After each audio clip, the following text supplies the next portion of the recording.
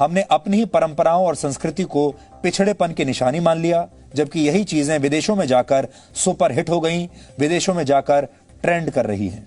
प्राचीन काल से भारत में योग जीवन का बहुत महत्वपूर्ण हिस्सा है, लेकिन भारतीयों ने इसे तब अपनाया जब योग योगा हो गया। अमेरिका में प्राणायाम की ट्रेनिंग के लिए लोग 1,82,000 रुपए तक दे रहे हैं और वहां पर योगा का बाजार लगभग 1,15,000 करोड़ रुपए तक पहुंच गया है। इसी तरह से भारत का हल्दी वाला दूध पश्चिमी देशों में पहुंचकर अब टर्मरिक लाटे बन गया है। इटालियन भाषा में लाटे का मतलब होता है दूध, यानी इसका मतलब भी वही है, हल्दी वाला दूध। तो हल्दी वाला दूध जब आपको यहां भारत में बताया जाएगा तो आप उसकी कद्र नहीं समझेंगे, लेकिन जब यह कहा जाएगा कि आप टर्मरिक लाटे पी लीजिए तो आप मुंह मांगा पैसा देकर उसे खरीदेंगे। और यह नाम भारत और पश्चिमी देशों के लोगों को बहुत फैशनेबल लगता है, लेकिन असली नाम यानी हल्दी वाला दूध किसी को पसंद नहीं आता। लेकिन जैसे ही यह फैशनेबल होकर टर्मरिक लाटे बनता है तो लोग इसकी मुंह मांगी कीमत देते हैं। आजकल भारत समेत कई देशों में आपको टर्मरिक लाटे आसानी से मिल जाएगा और बड़ी बड़ी मल्टीनेशनल कंपनियां जो इससे पहले आपको कॉफी बेचा करती थी, अब अपने आउटलेट्स में टर्मरिक लाटे भी बेच रही हैं।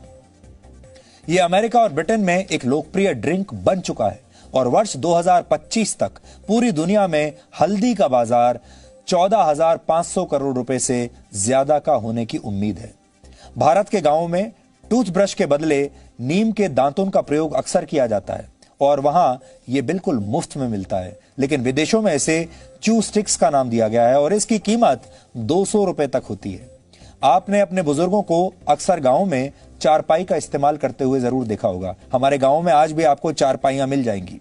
भारत में एक चारपाई की कीमत औसतन लगभग 500 रुपए के आसपास होती है, लेकिन ऑस्ट्रेलिया में ऐसी चारपाई 50,000 रुपए में बिक रही है और वहां इसे ट्रेडिशनल इंडियन डे बेड के नाम से बेचा जा रहा है। हमारे देश में गौमूत्र को लेकर बहुत सारे लोगों के मन में गलत धारणाएं हैं, लोग मजाक उड़ाते हैं।